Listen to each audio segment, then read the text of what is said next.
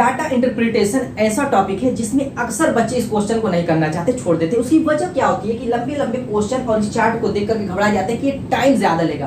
हालांकि ऐसी बात नहीं है दोस्तों, थोड़ा सा प्रैक्टिस करेंगे, थोड़ा सा दिमाग लगाएंगे तो इस क्वेश्चन का अन्य क्वेश्चन की तुलना में बहुत कम टाइम में सॉल्व करेंगे। एक लाइन में कह सकता हूँ सॉल्व करके। हाँ, इसके लिए आपको बेसिक रेशियो के बारे में जानना है, यानी कि आपको अनुपात के बारे में जानना पड़ेगा, और थोड़ा सा दोस्तों आपका एवरेज भी ठीक ठाक होना चाहिए। इन्हीं दो चीज़ों से ज़्यादा क्वेश्चन इससे उठाता है। तो ये सब चीज़ें तो आपको बेसिकली मालूम रहती है, क्योंकि अगर आप गवर्नमेंट जॉब की तैयारी कर रहे हैं तो बेसिक चीज़ें सीखते हुए ही तो लास्ट में जाएंगे, क्योंकि ये सबसे लास्ट में आता है। और आप एवरेज सीख लेते हैं तब तक तो आप अनुपात के बारे में भी सीख लेते हैं, सारी चीज़ें आप सीख लेते हैं, उसके बाद यहाँ पर पहुँचते हैं। तो दोस्तों इससे घबराने की जरूरत नहीं है। देखिए मैं तरीका जो बता रहा हूँ उसको ध्यान से सुनिए, और उसके बाद आप सेकेंडों में एक लाइन में मेरी तरह कर लेंगे। कह रहा है कि निम्न बार ग्राफ में दो कंपनियां ए और बी द्वारा वर्ष 2010 से 2015 तक चाय के निर्यात को लाख टन में निरूपित करता है। कह रहा है कि दो कंपनियां हैं, एक ए है एक बी है, ठीक है। इसमें क्वेश्चन को आराम से पढ़िएगा, घबरा करके पढ़िएगा, क्वेश्चन कंफ्यूज कर जाएंगे, वही दिक्कत कर जाएंगे। कह रहे हैं कि दो कंपनियां ए और बी, इनका जो है चाय का निर्यात हो रहा है जो कि लाख टन में हो रहा है, और इसी चाय के निर्यात को जो वाई अक्ष पर निरूपित किया गया जो कि 50 है, 100 है, 150, 200 लाख टन में निरूपित किया गया, और एक्स अक्ष जो है वर्ष को निरूपित करता है जो कि 2010 से लेकर 2015 तक निरूपित किया गया है। और ये जो कंपनियां ए है, एक काला वाला है, जो काला वाला चार्ट दिख रहा है ये स्तंभ खड़ा हुआ वो ए वाला है, और ये व्हाइट वाला जो दिख रहा है वो दोस्तों बी वाला है, यानी बी कंपनी का निर्यात है, और ये काला वाला ए कंपनी का निर्यात है। 2010 में जो है आपका ए कंपनी 90 लाख टन का निर्यात कर रही है, बी कंपनी 100 लाख टन का निर्यात कर रही है। ऐसे करते करते 2015 में जो है ए कंपनी 220 लाख टन का निर्यात कर रही है, और बी कंपनी 240 लाख टन का निर्यात कर रही है। तो दोस्तों इतना डीपली आपको जाने की जरूरत नहीं है, क्योंकि क्वेश्चन ही इतना इजी कर देता है। इससे देखिए 2011 और 2014 कह रहा है कि 2011-2014 में कंपनी बी के कुल निर्यात का सिर्फ 2 साल का पूछ रहा है। 2012 और 2015 में कंपनी ए के कुल निर्यात का कह रहा है कि अनुपात क्या होगा। बस सीजीएल देखिए, सीजीएल 2021 का क्वेश्चन है ये। तो अब यहाँ पर हमें जो है कंपनी बी लिख लेना है और कंपनी ए लिख लेना है। बी का किस साल का कह रहा है निर्यात, वहां से हमें निकाल लेना है। 2011-2014, 2011 का बी वाला ये व्हाइट वाला है 75 लाख टन है, 75 लिख लीजिए। और कौन सा सन कह रहा है 2014, 2014 का देखिए बी का कितना है 200 है, तो इसमें 200 जोड़ दीजिए। क्लियर है। अब कह रहा है ए का क्या, 2012 और 2015, 2012 में ए का कितना है 120 है प्लस, और कैसा कौन सा सन कर रहा है 2015, 2015 में ए का क्या है 220 है। क्लियर है। इन्हीं का रेशियो पूछ रहा है, इन्हीं का अनुपात पूछ रहा है, तो बीच में अनुपात का निशान बना दीजिए, हो गया आंसर। दोस्तों आंसर इसका हो गया, निकल गया, बस खत्म एक ही लाइन में।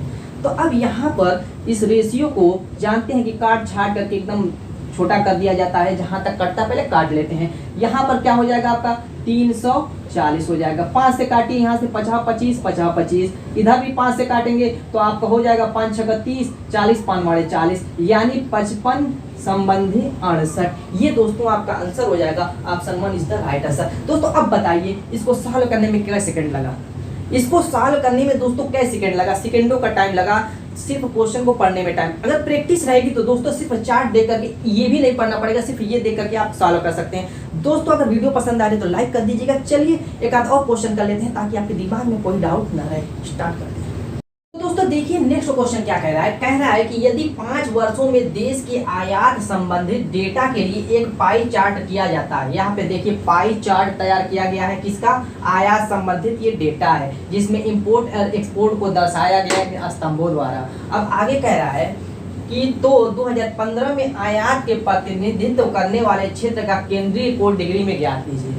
आयात का जो प्रतिनिधित्व करने वाले केंद्र का जो है कोण निकालना है, यानी कि दोस्तों टोटल जो आयात होगा इस तरीके से होगा। मान लीजिए कि ये आपका आयात हो गया पूरा सर्किल, टोटल जो आयात हो रहा है इसमें से कह रहा है कि जो 2015 का आयात हो रहा है, मान लीजिए ये टुकड़ा आपका 2015 वाला है, इसका जो है इसके सापेक्ष एंगल ज्ञात करने की, यानी कि ये एंगल निकालने के लिए कह रहा है। तो कैसे दोस्तों निकालेंगे, यही मेन इसमें है। तो इसके लिए सिंपल सा है, सिंपल सी लॉजिक है। पहले आप क्या कीजिए कि टोटल आयात 5 वर्षों का निकाल लीजिए, 5 वर्षों का आयात निकाल लीजिए। तो देखिए आयात जो है इंपोर्ट आपका ये व्हाइट वाला दर्शा रहा है। यहाँ पे देखिए 2014 में 390 है, 2014 में दोस्तों कितना है 390 है, और 2015 में कितना है 410 है। इसी तरीके से 2016 में कितना है 420 है, और 2017 में दोस्तों कितना है 450 है, और 2018 में आपका कितना है 330 है। सबको जोड़ लेते हैं, यानी कि 390 आपका हो गया, प्लस 410 हो गया, प्लस आपका 420 हो गया, प्लस आपका 450 हो गया, प्लस आपका 330 हो गया।